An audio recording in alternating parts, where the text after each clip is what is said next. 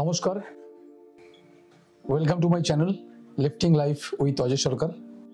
আজকে আমাদের special guest doctor Anindya Maitra, consultant physician and nephrologist. এবং আজকের লোকেশন আপনারা দেখতেই পাচ্ছেন, একটু অন্য জায়গায় আমরা আজকে আছি। আজকে একটি ক্লিনিকে আছি, Samaritan diagnostic centre, Elgin road. তো আমি শুরু করছি আজকের podcast. Welcome sir. Thank you. আপনাকে বিশেষ ধন্যবাদ আপনার অমূল্য সময় দেওয়ার জন্য। এত ব্যস্ত আপনি। স্যার, আপনাকে আমি যেটা প্রথমেই প্রশ্ন করব, আপনি কিভাবে ফিটনেস মেনটেন করেন আপনার? আমি ব্যক্তিগতভাবে একটু জিমে যাই, সপ্তাহে 3 দিন কি 4 দিন, তার বেশি হয়ে ওঠে না। কাজের চাপ হোক বা আলস্য লাগা একটা ব্যাপার রয়েছে। মানে সত্যি কথা বলতে কি, আমি জিম করছি, বেশ কয়েক বছর ধরে জিমে যাই, কিন্তু যেটা হয় সেটা হচ্ছে একটা বেসিক লেজিনেস সবসময় কাজ করে because of physical activities otherwise. কারণ সারাদিন ঘুরে ঘুরে পেশেন্ট দেখছি, করছি, ক্লান্ত থাকলে হয়তো আগের দিন খুব বেশি রাত্রি হলেও পরের দিন সকালে উঠে যেতে ইচ্ছে করে না। আর ইন বিটুইন যাওয়াটা সম্ভব নয়। গেলে সকালবেলায় চলে গেলাম, গিয়ে করে আসলাম, না হলে নেই। মানে 3 থেকে 4 দিন আপনি যাওয়ার চেষ্টা করেন? 3 দিন আমি যাই, কারণ আমি একজনের সঙ্গে পার্সোনাল ট্রেনিং করি। সো 3 দিন যাই, আর একটা দিন এক্সট্রা চেষ্টা করি যেতে। খুব বেশি হলে হয়তো if I really do well in a week, that's fine, the 5th day আর কি, মানে 5 দিন হলো। বাট সেটা হার্ডলি হ্যাপেন্স। 4 দিনই মোটামুটি কিছু বিশেষ ধরনের খাবার অভ্যাস আপনি ফলো করেন এই ফিট থাকার জন্য? বিশেষ ধরনের খাবার বলতে, দেখুন, আমি নর্মালি আমার ব্রেড ইটার, মানে আমি রাইসটা খাই কম।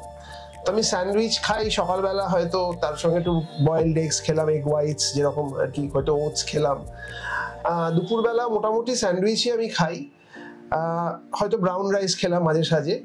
রাত্রির বেলাও অল্প একটু ব্রাউন রাইস অথবা রুটি, এই ধরনের খাবার আর কি। মানে নট দ্যাট যে আমি খুব বেশি স্পাইসি ফুড বা খুব বেশি অয়েলি ফুড কোনো সময় খাচ্ছি on a normal day.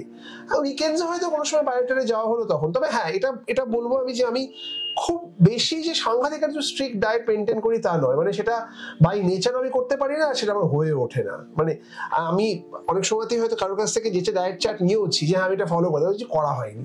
So আমি এখন জানি যে এটা আমি নট মাই কাপ অফ টি, এটা খুব স্ট্রিক্ট ডায়েটের দিকে করা, ওই একটা বেসিক ফিটনেস মেনটেন করার জন্য যতটুকু করা। মানে আপনার মাথায় কোনো একটা থাকে যে আমাকে একটু ব্যালেন্স করতে হবে, একটু এক্সারসাইজ করতে হবে। এবং একটা জিনিস খেয়াল করেছি যে এখন যেহেতু ফাংশনাল এক্সারসাইজ ব্যাপারটা অনেক বেশি চলে এসছে, when we started gymming years back, তখন ওয়েট ট্রেনিং ওয়াজ, এখন ডেফিনেটলি ওয়েট ট্রেনিং হয়তো is the in thing in many ways, কিন্তু তখন যেমন লোকে তো ফাংশনাল করাতো না, দেখতাম অন্তত যে করাচ্ছে না। কিন্তু এখন দেখি যে স্কোয়াট করানো বা ফাংশনাল এক্সারসাইজ করানো, লাইক স্ল্যাম বলস এটসেট্রা, মানে এগুলো এখন অনেক বেশি প্রাধান্য পাচ্ছে। সো ওই এক্সারসাইজগুলো এমন এক্সারসাইজ যেগুলো করতে একবার আরম্ভ করলে ইউ ফিল ফিট, মানে you kind of feel very fit, যেটা আগে ওয়েট ট্রেনিং করে হতো না দেখতাম, আমার যা ধারণা। তো সেই জায়গায় দাঁড়িয়ে থেকে আমার মনে হয় যে সেই জিনিসগুলো এখন যদি দেখি যে একটা স্টেজ হয়তো কোনো কারণে বিদেশে গেলাম বা হয়তো কলকাতার বাইরে গেলাম, হয়তো জিম অ্যাভেল করা হচ্ছে না, সম্ভব হয় না কাজের মধ্যে থাকলে বা বাইরে টাইরে গেলেও।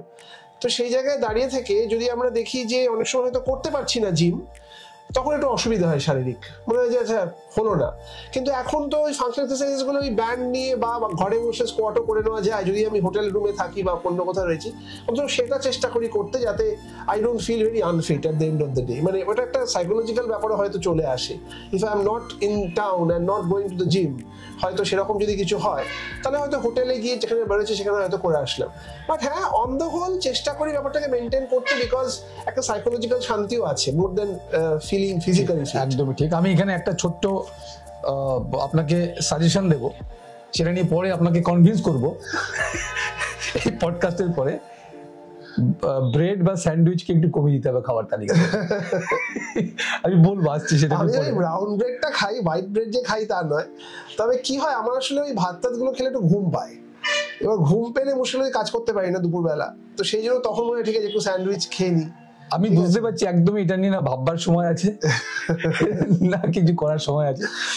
অলওয়েজ ওপেন ফর মানে এক্সপার্ট ওপিনিয়ন্স। মানে আমি আমার কমফর্ট জোনটাকে রেখে আমি চেষ্টা করবো জিনিসটাকে করার আগে, কারণ আমি একটু কমফর্ট জোনে বিশ্বাসী সবকিছুতেই জীবনে আর কি। আমি সত্যিই বলছি, এটা একদম লোককে দেখানোর জন্য আমরা ডিসকাস করবো এটা নিয়ে পডকাস্টের পরে, কারণ আমার আরো অনেকগুলো বিষয় রয়েছে যেগুলো আপনার কাছ থেকে জানার আছে, সেই জন্য আমি এটার মধ্যে ঢোকাচ্ছি না। স্যার, আমার পরবর্তী প্রশ্ন আপনার এক্সপার্টিজের উপর বেস করে। আমরা দেখেছি যে কিডনির সংক্রান্ত রোগগুলো অনেক পরে ডিটেক্ট হয় এবং তখন তার কন্ডিশন অনেক সিরিয়াস থাকে। এটা কেন হয় স্যার? এবং প্রত্যেকটা রোগের একটা ধর্ম আছে। কিডনি রোগের ধর্মই হচ্ছে it is known as a silent disease. কিডনির রোগের প্রধানত যে দুটো কারণ, তার মধ্যে একটি হচ্ছে ডায়াবেটিস, একটি হচ্ছে ব্লাড প্রেশারের অসুখ বা হাইপার টেনশন। এই দুটো কারণের মধ্যে হাইপার টেনশন অনেক সময়তে নানা রকমের সিমটম দেয়, মাথা যন্ত্রণা করছে, কিংবা পেশেন্টের গা গুলোচ্ছে, কিংবা পেশেন্টের একটা অস্থির ভাব হচ্ছে।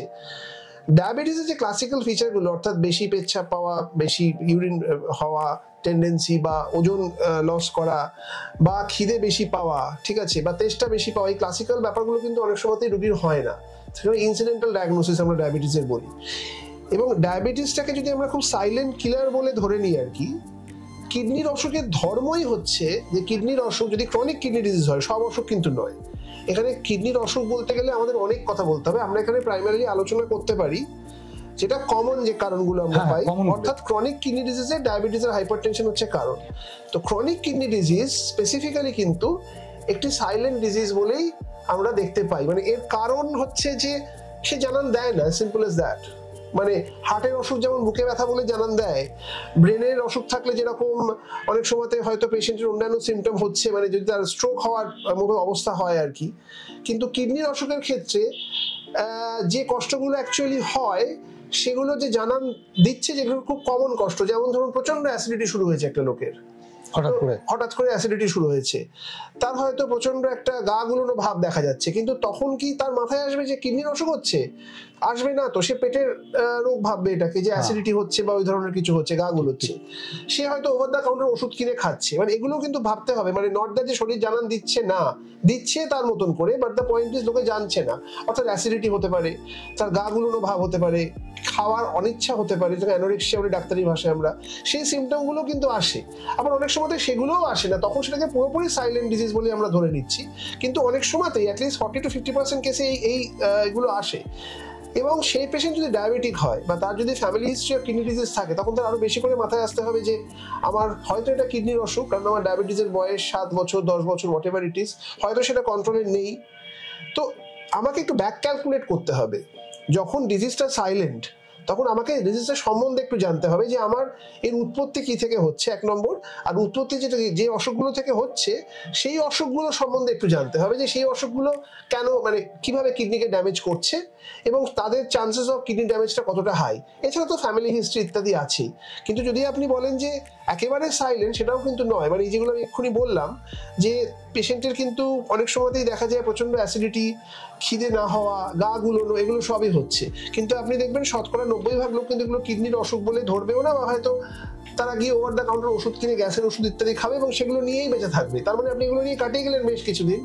তারপরে যখন আপনার কোনো ডাক্তারবাবু দেখে আপনাকে বললেন, নেফ্রোলজিস্ট নাও হতে পারেন, জেনারেল ফিজিশিয়ান দেখে কেউ বললেন যে আপনি টেস্ট করান, তখন দেখলেন কিডনির অসুখ ধরা পড়েছে, তখন কিন্তু আপনাকে বুঝতে হবে যে কিডনি কিন্তু আপনাকে জানান দিয়েছিল ইন ইটস ওন ওয়ে। তো সেটা আপনাকে তো জানতে হবে। এখানে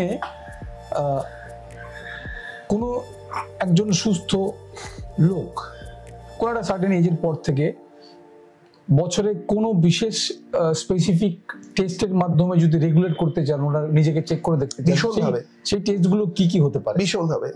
প্রথম কথা হচ্ছে, প্রথমেই যখন আপনার ডায়াবেটিস ডায়াগনোসিস হলো বা আপনার হাইপারটেনশন ডায়াগনোসিস হলো, এই ডায়াগনোসিস হওয়ার পর থেকেই প্রথম 2-3 বছর, বছরে 2বার করে রিনাল ফাংশন টেস্ট করা যেতে পারে। 5 বছরের পর থেকে বছরে 3 থেকে 4 বার রিনাল ফাংশন টেস্ট, RFT আমরা বলি। এই RFTর মধ্যে খুব সিম্পল কিছু ব্লাড টেস্ট, এগুলো বেসিক গুলোই বলে দিচ্ছি। Urea, creatinine, potassium, haemoglobin, PCV, okay, মানে packed cell volume, urine REME routine, আর স্পট ইউরিন ফর ACR বলে একটা টেস্ট হয়, অ্যালবুমিন ক্রিয়াটিনিন রেশিও। এই বেসিক 3টে টেস্ট হচ্ছে RFT, রিনাল ফাংশন টেস্ট। এর সঙ্গে আপনি একটা USG কিডনি করে নিতে পারেন, 2 বছরে 1 বার। যদি আপনার ডাক্তারবাবু অন্য কিছু মনে করে তাকে বছরে 2বার করতে বলেন, সেটা অন্য কথা। কিন্তু আদারওয়াইজ USG কেউবি 2024 একবার করলে 26 অব্দি আর দরকার নেই করার। তো বাকিগুলো আপনি ধরুন আপনার ডায়াবেটিস আছে, হাইপারটেনশন দুটোই আছে, এবং আমি ধরে নিলাম একটা বেঞ্চমার্ক যে সেটার বয়স 5 বছরের বেশি, যখন আপনার কিডনি ড্যামেজ হওয়া শুরু হতে পারে বলে মনে করা হচ্ছে, তখন আপনি সুগার টেস্ট তো অবশ্যই করবেন। সেটা তো আমি RFTর মধ্যে ধরছি না, ফাস্টিং আর PP এগুলো করে দেখে নেওয়া। তার সঙ্গে urea, creatinine, potassium, haemoglobin, PCV, urine REME, spot urine ACR. এইটা যদি চোখে চোখে আপনার ডাক্তারবাবু রাখেন এবং সেখানে যদি কোনো তারতম্য দেখা যায় তাহলে তিনি আপনাকে নেফ্রোলজিস্টের কাছে রেফার করছেন। আর যদি দেখা যায় না সবকিছু আন্ডার কন্ট্রোল, তিনি পেশেন্টকে দেখছেন এবং ডায়াবেটিস এবং ব্লাড প্রেশারের রোগকে চিকিৎসা করছেন। যেটা নিয়ে আজকে আমরা আলোচনা করছি, কিডনির এই শুধু ক্রনিক কিডনি ডিজিজ যেটা ডায়াবেটিস বা হাইপারটেনশন থেকে হচ্ছে বলে আমরা ধরে নিচ্ছি বা বলছি। মানে একজন সাধারণ সুস্থ লোক সে যদি বছরে একবার করে বেসিক টেস্টগুলো করে নেয়, যার কোনো ডায়াবেটিস বা হাইপারটেনশন নেই তার বছরে একবার করলেই যথেষ্ট। হ্যাঁ, ডায়াবেটিস বা হাইপারটেনশন থাকলে তখন আপনি বছরে 3 বার করছেন বা 4 বার করছেন অ্যাজ পার ইউর ফিজিশিয়ান। আপনাকে বলছে আপনার কতটা তো কন্ট্রোল আমি জানি না, মানে আপনারও ব্লাড প্রেশার অসুখ আছে, আমারও আছে, আপনারটা সুন্দর কন্ট্রোলে থাকে একটা ওষুধ খেয়ে, আমারটা থাকে না, তখন আমার 3টে ওষুধ খেতে হচ্ছে। তার মানে আমারটা কন্ট্রোল করাটা মুশকিল। সুগারের ক্ষেত্রেও তাই, ব্লাড সুগারের ক্ষেত্রে আপনাকে একটি ওষুধ দেওয়া হলো, আমাদের একই বয়স, আমরা হয়তো একই দিনে ডায়াবেটিস ডায়াগনোসিস হয়েছিল, কিন্তু ওষুধ দিয়েছে ডাক্তারবাবু আপনাকে একটা, আমাকে 3টে। তার কারণ হচ্ছে আমারটা অত তাড়াতাড়ি কন্ট্রোল হচ্ছে না। তার পেছনে অনেক কারণ থাকতে পারে, আমার ফ্যামিলির হিস্ট্রি থাকতে পারে ইত্যাদি ইত্যাদি, সেটা অন্য প্রশ্ন, কিন্তু হচ্ছে না। তার মানে চান্সেস অফ কিডনি ডিজিজ কার বেশি? আমার বেশি, কারণ আমারটা কন্ট্রোল করতে কষ্ট, তাহলে আমার দিকে চোখ রাখতে হবে বেশি। তাহলে আপনার যদি বছরে 3 বার করানো হয়, আমার 4 বার করানো উচিত। এবার আমরা দুজনেই নর্মাল, আমাদের কোনো ডায়াবেটিস ও হাইপারটেনশন নেই, সেই জায়গায় দাঁড়িয়ে থেকে আমরা বছরে একবার করে করতে পারি আরএফটি অ্যাজ পার ফিজিশিয়ান। কিন্তু বেসিক্যালি ব্যাপারটা হচ্ছে অনেক সময় যেটা আমরা পেশেন্ট পাই, উইথ অল ডিউ রেসপেক্ট, যেখানে পেশেন্ট এসে বলছেন আমাকে সুগারের জন্য ইনি দেখতেন ঠিকই, বা আমার ফ্যামিলি ফিজিশিয়ান দেখতেন, কিন্তু তিনি কখনো কিডনি টেস্ট করতে বলেননি, বা বলেছেন হয়তো 1.5 বছর আগে একবার করেছিলাম। এইটা হচ্ছে প্রবলেম। ওকে, যেখানে ফ্যামিলি ফিজিশিয়ানকে উইথ অল ডিউ রেসপেক্ট বলতে হবে যে আপনি 3 বার করে না এই টেস্টগুলো করবেন, বেসিক কিডনি ফাংশন টেস্টগুলো করবেন, to keep an I on your kidneys. এইটা হচ্ছে কিন্তু খুব এসেনশিয়াল। এইটা জেনারেল অ্যাওয়ারনেস যদি মানুষের হয়, আমরা কিন্তু অনেক পেশেন্টকে কিডনি রোগের শুরুর দিকে ধরে ফেলতে পারবো এবং সেখানে ট্রিটমেন্ট করতে আমাদেরও সুবিধে, এবং সেই জায়গায় দাঁড়িয়ে থেকে মানুষেরও অনেকটা শান্তি যে আমার অসুখটা হয়েছে কিন্তু খুব তাড়াতাড়ি ধরা পড়েছে এবং আমি এখন থেকে সাবধান হবো। সেখানে ডায়েটের একটা বিরাট রোল আছে। ডায়েট চার্ট আমরা করতে বলি, ডায়েটিশিয়ান নিউট্রিশনিস্টদের এখন ডায়েট চার্ট করতে বলি। লাইফস্টাইল মডিফিকেশন করে ওষুধকে বেঁধে রাখা যায় বহুক্ষণ, মানে বহুদিন ধরে, কারণ ক্রনিক কিডনির অসুখ এটা একটা দুঃসংবাদ যে একবার হলে আমি আর সারাতে পারবো না। আমাদের কাজ হচ্ছে ওষুধটাকে অ্যারেঞ্জ করে রাখা, আমরা কিন্তু ওষুধটা সারাতে পারবো না। No CKD can be cured. তাহলে আমরা অ্যারেঞ্জটা করে রাখবো কিভাবে, সেটা অন্য প্রসঙ্গ। প্রিভেনশন এবং অফকোর্স সেখানে কিছু ওষুধ বিশুদ্ধ, কিন্তু ইয়েস নিউট্রিশন অর্থাৎ ডায়েট। আমি আসছি ওখানে, নিউট্রিশনের পর্যায়ে আসছি, আমার পরের প্রশ্ন নিউট্রিশন নিয়েই। আমি একজন ওয়েলনেস অ্যান্ড ফিটনেস কোচ, তো আমাদের এই সেক্টরে প্রোটিন সাপ্লিমেন্ট এবং বিভিন্ন রকমের প্রোটিন, উচ্চমানের প্রোটিন জাতীয় খাবার দাবারের ব্যবহার হয়। তো এখানে একটা চলতি মতবাদ আছে যে প্রোটিন সাপ্লিমেন্ট খেলে কিডনি খারাপ হয়ে যায় এবং বেশি পরিমাণে প্রোটিন ইনটেক করলে কিডনির জন্য খারাপ। সেটা অবশ্যই বেশি পরিমাণে ইনটেক করলে খারাপ, সেটা আমি জানি, কিন্তু এখানে আপনার ওভারভিউ কি? দেখুন, এই একটা জিনিস হচ্ছে খুব ভেরিয়েবল। আমি বলি, ধরুন আপনি একজন মানুষ, আপনার বয়স 40, আপনি জিম করছেন, আপনি ফিটনেস এক্সপার্ট নন, মানে আপনি জাস্ট নর্মাল মানুষ যিনি জিমে গেলেন এবং you have been advise by your trainer, let's say, বা 30 বছর বয়সী, আরো 10 বছর পিছিয়ে যাই। আমার প্রথম প্রশ্ন হচ্ছে যে আপনার হিস্ট্রিটা কি ফ্যামিলির?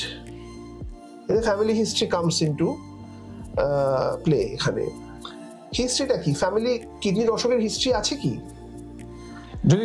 যদি থাকে তাহলে আপনার ইজিএফআর এবং ইউএসজি করে একবার কিডনিকে দেখে নেওয়া এবং একটা ইউরিন টেস্ট করে কিডনি ফাংশন টেস্টটাকে করে একবার দেখে নেওয়া দরকার।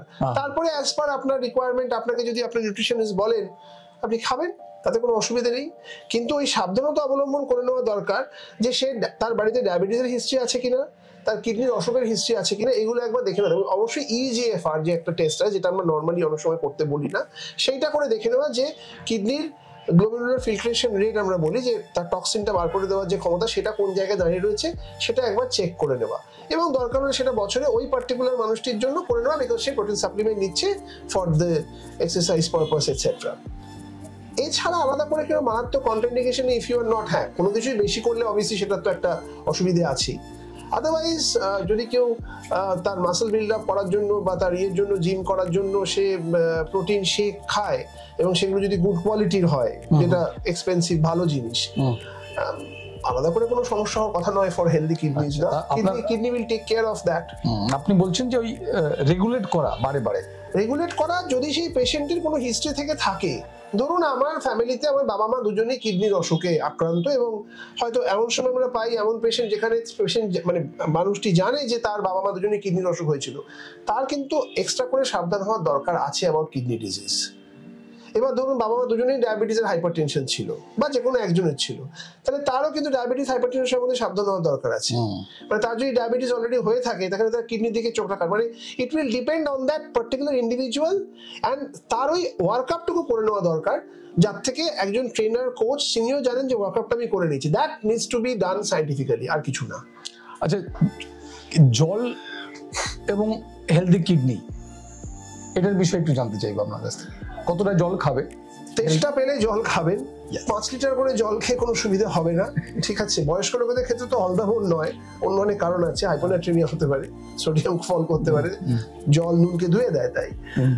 কিন্তু এটা আপনিও জানেন, আজকাল ইন্টারনেটের জগতে লোকে সবই জানে অ্যাকচুয়ালি, যদি একটু জানতে চায়, এগুলো খুব বেসিক জিনিস।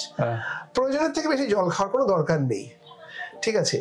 আমার তো মনে হয় একটা লোকের 2.5 থেকে 3 লিটার যদি সে সারাদিনে খায় ইজ মোর দ্যান এনাফ। আমার নিজে তো 1.5 লিটার 2 লিটার বেশি খাওয়াই হয় না বোধহয়, এট টাইমস 2.5 থেকে 3 লিটার ইজ গুড এনাফ। কিন্তু 5 লিটার করে জল খাচ্ছি, আমার কিডনি খুব ভালো থাকবে না, ইটস আ মিথ। অনেকেই তাদের স্কিন ভালো রাখার জন্য কারি কারি জল খেয়ে ফেলেছে, এটা উল্টে খারাপই হয়। স্কিনের ডাক্তারবাবু বলবেন সেটা, আমি বলতে পারিনি। এর জন্য কিডনির ভালো রাখার জন্য 5 লিটার জল খাওয়ার প্রয়োজন হয় না, না, নট রিয়েলি। ইনফ্যাক্ট কিডনি ভালো রাখার জন্য যেটা দরকার সেটা হচ্ছে অবভিয়াসলি ডায়েট, স্মোকিং, অ্যালকোহল, এগুলোকে মানে অবভিয়াসলি একটা জায়গাতে গিয়ে it has to be screen. আর একটা জিনিস যেটা হচ্ছে খুব ইম্পর্টেন্টলি, যে আমার বাড়িতে কিসের অসুখ আছে, আর আমার যদি সেই অসুখগুলোর মধ্যে একটাও কিছু হয়ে থাকে, অর্থাৎ আমরা সবসময়তেই যেটা বলি খুব স্বল্প কথায়, কন্ট্রোল দি আন্ডারলাইং কজ।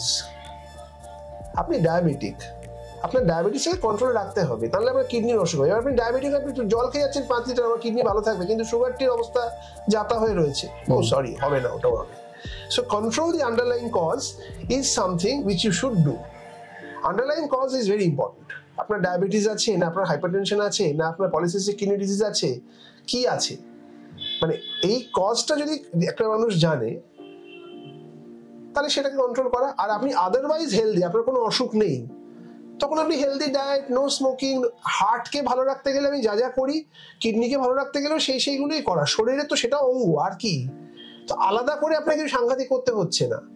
এইটাই, যে আপনার যদি একটা হেলদি লাইফস্টাইল থাকে, you will not be attacked by a kidney disease for a normal individual.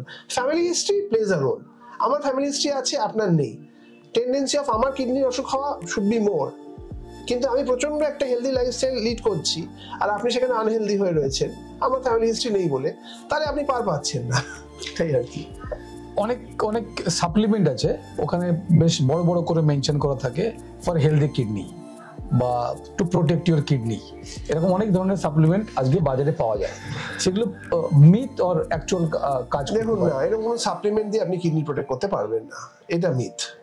Definitely আমাদের এই মার্কেটিং, আজকে তো কনজিউমারিজম যুগে এই ধরনের অনেক জিনিসপত্র আমরা ইউটিউবে দেখতে পাই, বা বিজ্ঞাপনে অনেকে অনেক কিছু বলেন।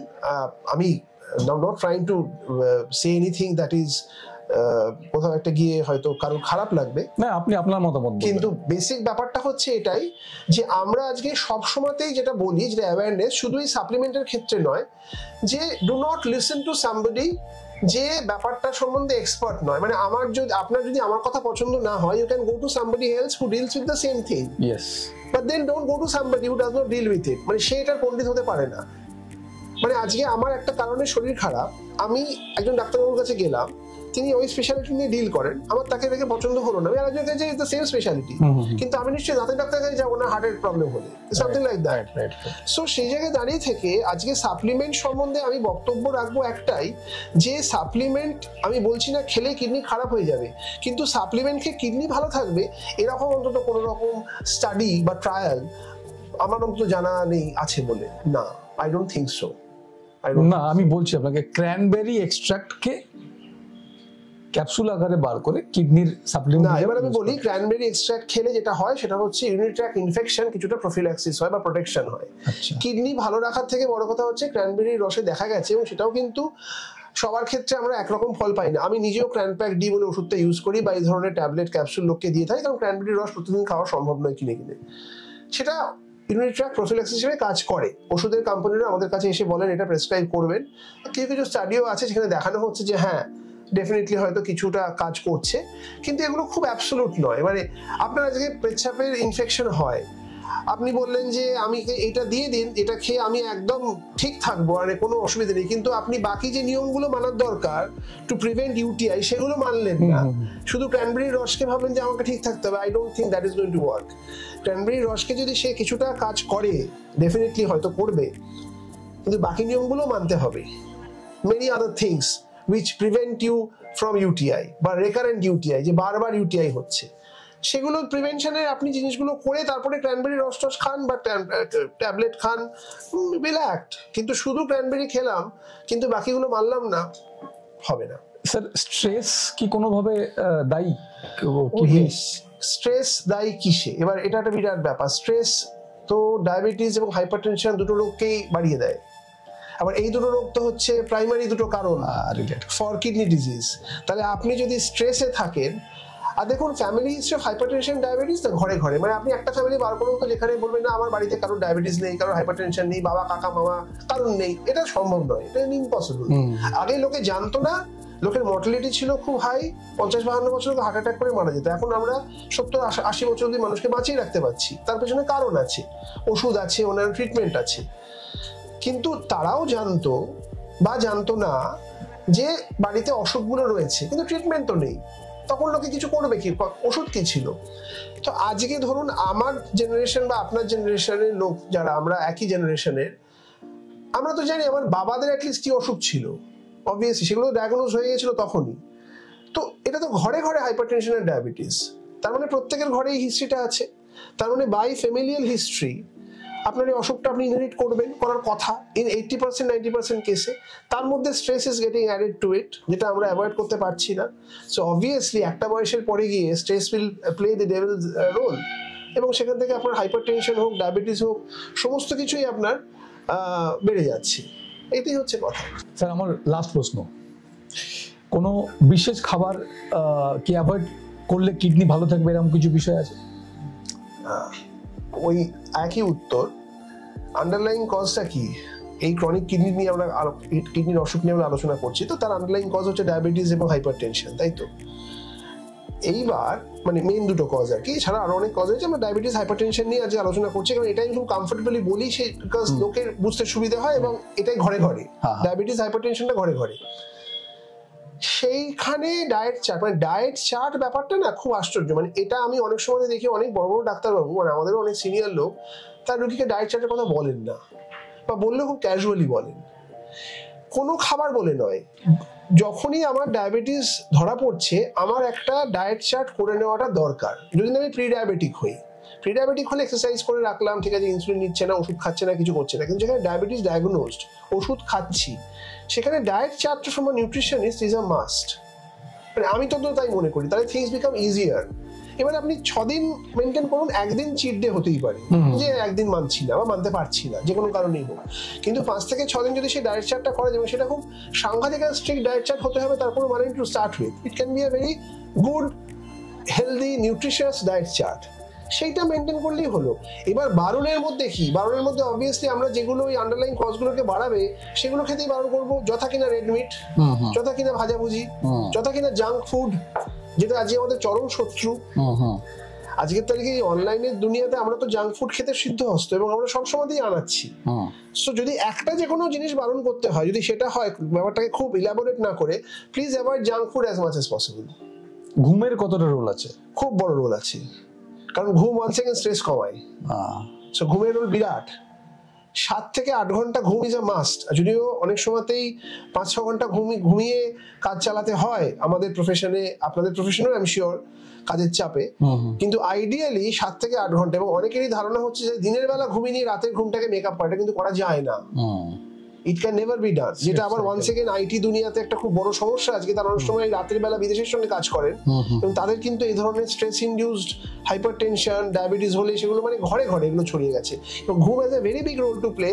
এবং ঠিক সময়ের ঘুম, দিনের বেলার ঘুমটা কিন্তু এই রাতের বেলার ঘুমটা কিন্তু দিনের বেলা স্লিপ সাইকেল মেইনটেইন করা। আপনি 6 ঘন্টা রাতে ঘুমানোর কথা, দিনে 5 ঘন্টা ঘুমিয়ে রাতে 1 ঘন্টা ঘুমোচ্ছেন, 6 ঘন্টা ঘুমিয়ে নিচ্ছি, not the body clock doesn't work that way. So ওটা হবে না। ঘুমের রোল খুব বড়।